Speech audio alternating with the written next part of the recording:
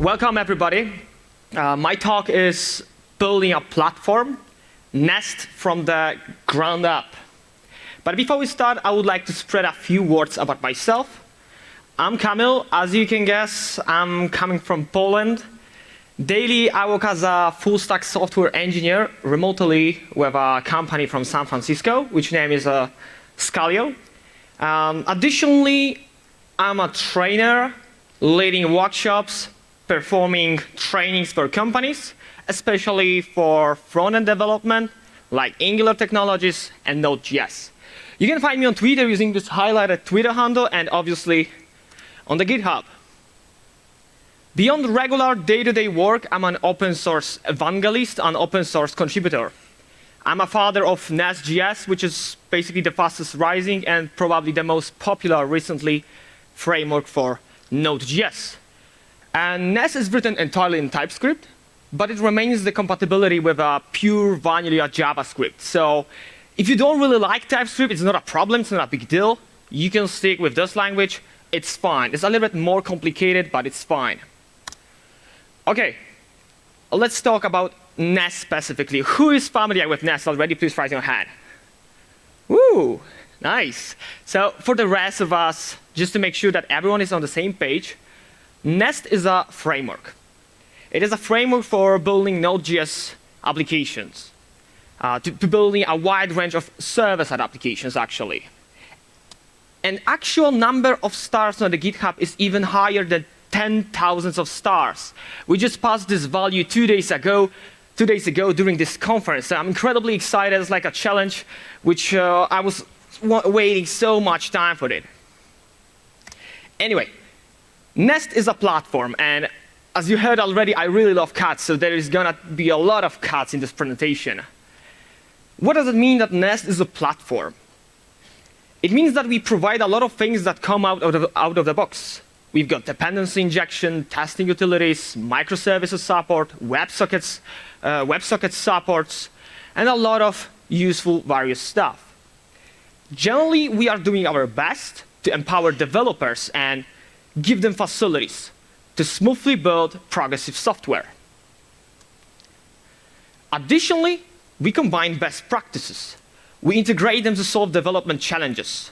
So Nest is built on top of a few well-known design principles, design patterns, which in turn properly apply to our software, simplifies the process of creating scalable and extensible systems. Also, we give right abstractions, suitable abstractions. These abstractions help us organizing code and distributing responsibilities across different building blocks in an efficient way. We are heavily opinionated. Nest is a complete set of tools that the developers can use to build scalable systems. And we highly value consistency, coherence across projects. And the last important trait is we are extremely reusable. And Nest rises reusability on an even higher level than any other framework before, due to its maximum compatibility with reliable technologies, well-known technologies like Express, which is the most widely used library for HTTP servers for now, and, for example, Socket.io. Beyond that, Nest introduced terms like experience reusability and knowledge reusability. What does it mean? Because Nest is heavily inspired by Angular, but it doesn't mean that if you are a React developer or Vue developer, it's not a problem. You can even write a code in jQuery. It's fine. I mean, who knows if it's fine, actually. Moreover, it may resemble a Spring or ASP.NET. You may ask why. Because we strive to make the learning curve as short as possible. Therefore, you don't have to learn everything from scratch. You can use your existing knowledge and just start building applications. All right, less theory, more practical examples, more technical stuff, building blocks. So I'm going to cover main building blocks of Nest. As building blocks, I'm referring to the controllers, modules, providers, and so forth. We don't have enough time to cover all of them, but I would try to at least show some of them at glance. So let's start with modules. At a higher level, modules are used to organize our code and to split features into logical units, reusable units. Every Nest application has at least one module, which is a root module, used to bootstrap our application, same as Angular. And if you are coming from the Angular background, some of these properties might be quite familiar for you. So module specifically holds the metadata properties. It groups a few essential elements. First of all, we need either entry point or multiple entry points for our application to somehow interact with our system. In the case of Nest applications, we've got controllers. Controllers are responsible for handling incoming requests for our application and responding with an answer to the clients. Then we've got another property, which is providers. A provider is an instruction to the dependency injection system on how to obtain a value for dependency. It might be a simple class with decorator on top of it. It might be a factory, either a synchronous factory or synchronous factory, or just a simple value like a library, a third-party library bounded to the container. Another property, imports. Imports is a list of modules which should be folded into the module. In a simple terms, like every exported provider would be available in the scope of the module which is currently under discussion. And the last property, exports. It is a sort of public API of the module. So that each provider is actually encapsulated, is private inside the module, unless you export it, put it inside the exports array. So you have to explicitly do it every time. That's the main difference between Nest and Angular. All right, let's dive into the code. As I said before, Nest is inspired by Angular. So if you've got this small, actually at least small experience with Angular, this picture should be quite familiar for you. So let's start. Module is a class with decorator, module decorator. This decorator takes a metadata object. This metadata object is actually 4 properties: imports, controllers, providers, and exports. And we indicate the module using its name, so we can somehow track it and deal with them, actually. So eventually, modules form a graph data structure. In this particular example, all relations are unidirectional, but it's not always the case. Sometimes they might be bidirectional, though. All right, another element. A provider, as I said before, is an instruction to the dependency injection system on how to obtain a value for dependency. And again, let's dive into the code. So this is an ordinary provider, a simple class. It might be a ES6 class, a TypeScript class. I'm using TypeScript in all of these examples because it simplifies it a lot. So what is a provider? In terms of the class provider, it is a class with injectable decorator. And the HTTP service is a required dependency, which should be eventually injected through constructor. And there are a lot of scenarios where you might want to bind something directly to the container, like, for example, constant values, external libraries, configuration objects that depends on the environment variables, and a few other different cases. In this case, we have to create a custom provider instead of using a simple class, because it's not always that easy to represent everything as a class. That's why we provide a custom providers feature. And the custom providers looks almost exactly the same as in Angular. It's like it's an object with 2 or 3 properties, depends on the type of the provider, the actual provider. The first property is a provide property. It's a kind of a token which represents the provider that you can use to inject, to use it in other pieces of your application.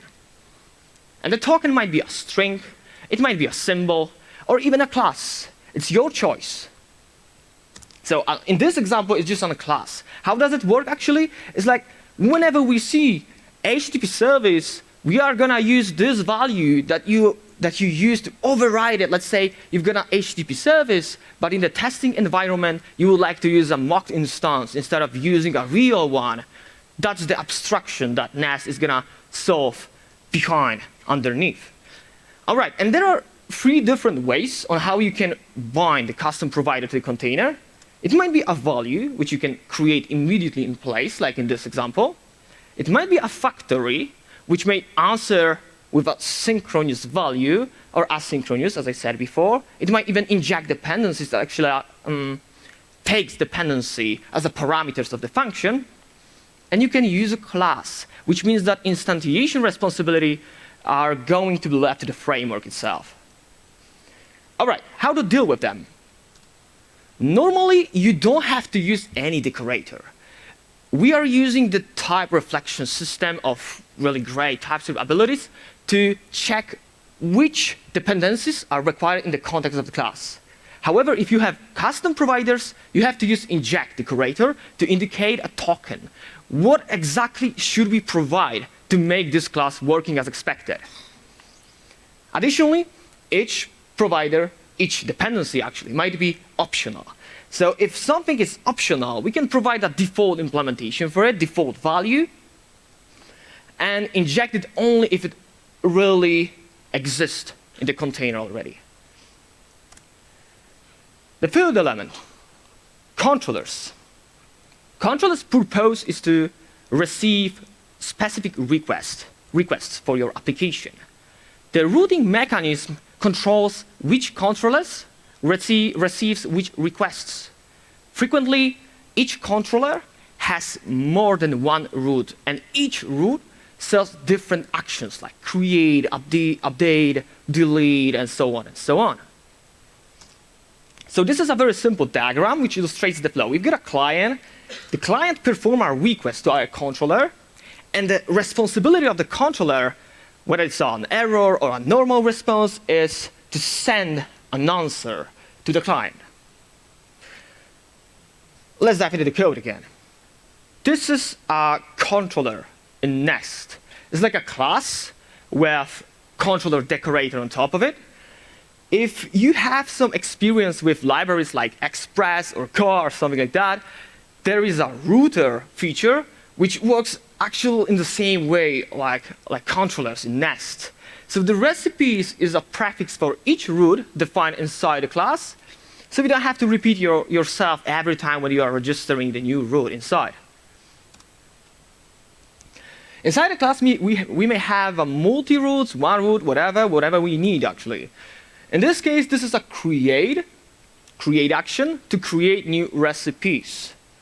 To mount new endpoint using Nest, we are using, again, decorators. We've got decorators available in the same fashion for each existing HTTP method. So it's a post in this case, but you might use a get, delete, patch, and stuff like that. Since create needs some data to use in order to create a new resource, we are taking the body of the request, which is represented by create recipe DDO. And we obviously have to return some response. Since this is just an example of for the presentation purposes, I'm returning a normal, typical string. This action adds a new recipe. Fourth element, guards control the request behavior. You can determine whether a request processing should continue or not, depending on some business-specific or application-specific requirements. And again, simple visualization. We've got a request incoming to our application. Before the request may hit a sender root, each guard has to check if the request should be allowed to proceed.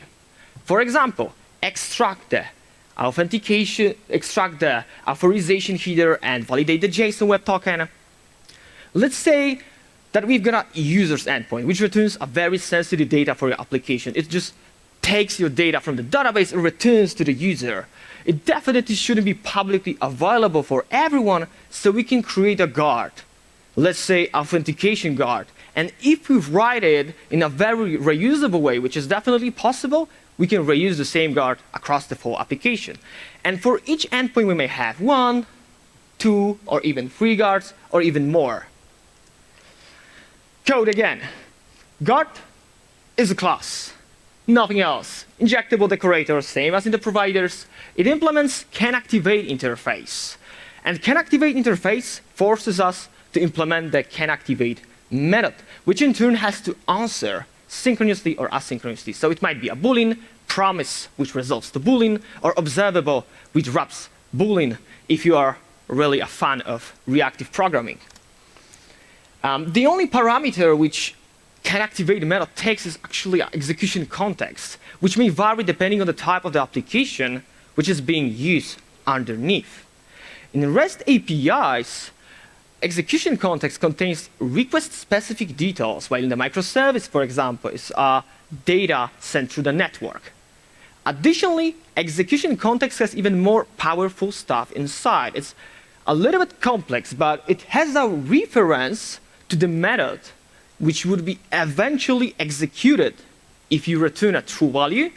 And also it has a reference to the class, not an instance of the class, to the class which declared this root. So it gives us a very powerful abilities to work with the reflection and metadata. All right, declarative binding. Generally, Angular, for example, has a router module where you can indicate which guards shall be evaluated once someone wants to navigate to a certain component. In Nest, we don't have a router module though. So you can bind guards in a few different ways. Declaratively, using useGuards at the top of the method, and you can pass a type or an instance. So you can create an instance immediately, like new authentication guard, or just pass a class, and the framework is gonna instantiate it by its own, using dependency injection and stuff like that. Furthermore, you can bind a guard on top of the whole controller, so it's gonna apply to each defined root inside. And obviously, you can bind guard globally if you want to. And the last element that I would like to talk about today are interceptors. Interceptors inspect and transform HTTP requests from the client to your application. The same interceptors may also intercept or transform the responses on their way back to the client. And again, very simple visualization. Let's have a look at the diagram. The client performs a request to our application. We need to reply, send our response. And interceptors may enhance incoming requests, as well as either intercept or transform outgoing response to the client. It's actually very simple. Everything is based on the streams, so you've got a lot of operators to deal with them.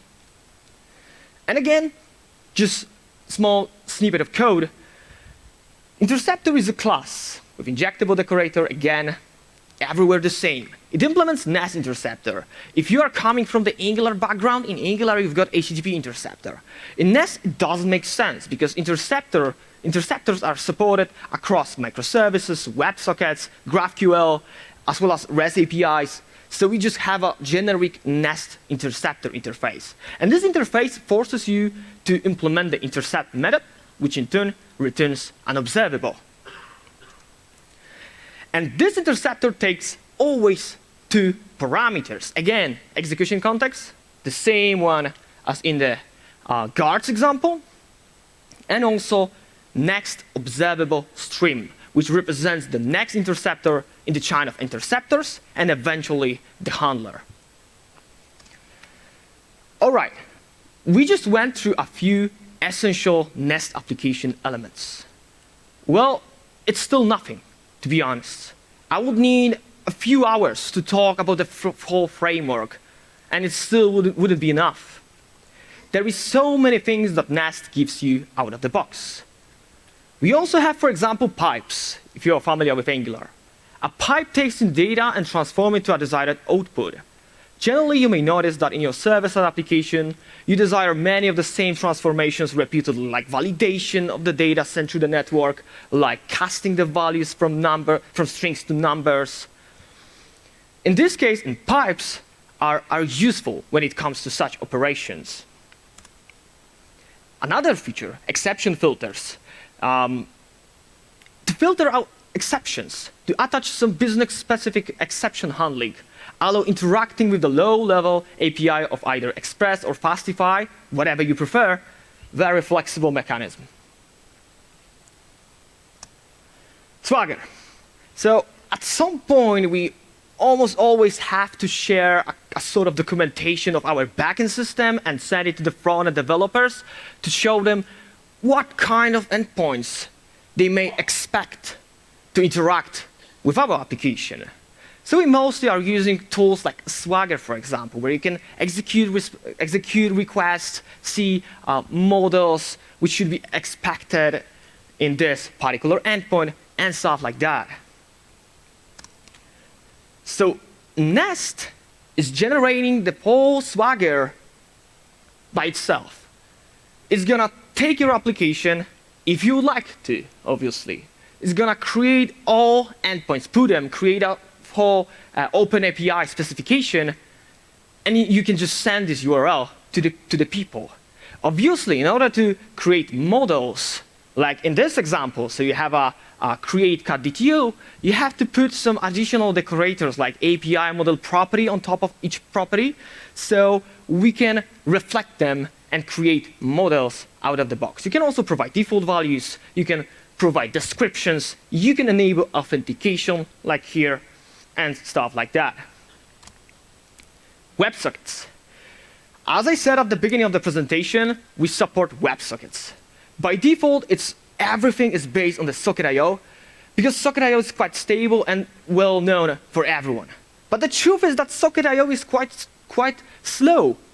So if you want to use something else, it's not a problem, because you can write an adapter, provide 4 methods, and that's it, because the rest is covered with a huge abstraction layer, so the rest of your application is going to work the same way. And we are using decorators, so we again are providing the way to declaratively bind your handlers to the certain messages using decorators. So inside a parentheses, you can just put a name of the event that you're expecting to handle, in this case, and that's it. And microservices.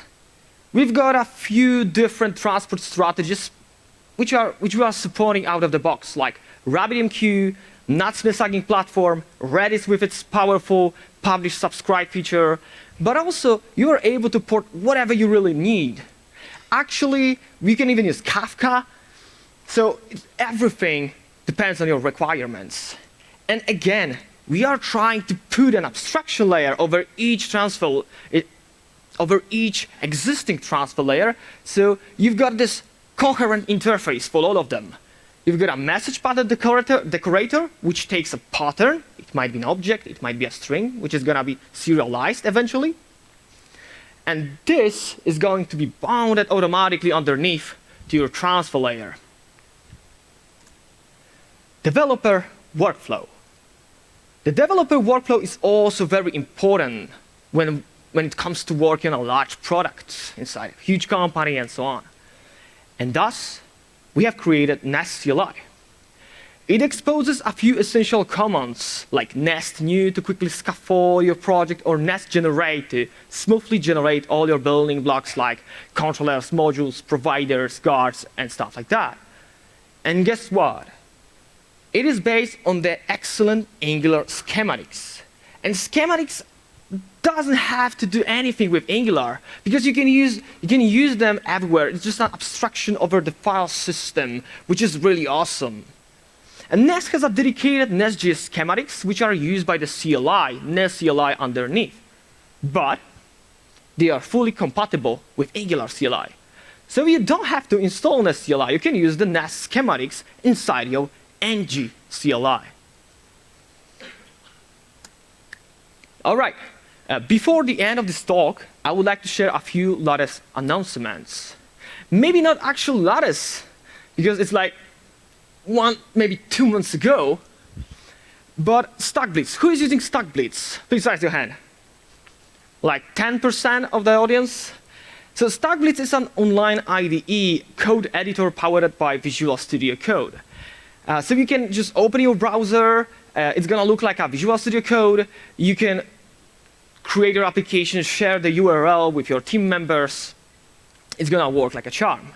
And in the near future, it will be entirely compatible with Nest framework. So you will be able to run your Nest application directly from your browser. So you are going to take your server-side application, put it into the StackBlitz in the browser, and it's going to deploy everything underneath to the Lambda functions very quick with auto with the watch mode, so you can share the URL with your team members. Hey, this is my server application. It's gonna work in the browser. You can test it. You can check it. You can try it on your own.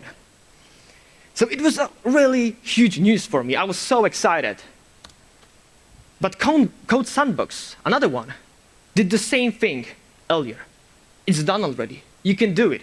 You can open the Code Sandbox. You've got an editor. You can write code, and you can execute server-side application directly from your browser. At the right side, you've got a view, so you can navigate to each existing endpoint. It's going to work really, really well and quite fast. Open source. Lastly, as I said, I'm an open source evangelist, and Nest is open source, meaning we are totally driven by the community. We don't have a large company that sits behind and is continuously paying for our spend on the development. So I encourage everyone who shares similar ideas to join this little revolution. We would love for you to contribute to Nest and help make it even better than it is today. Thank you for your attention.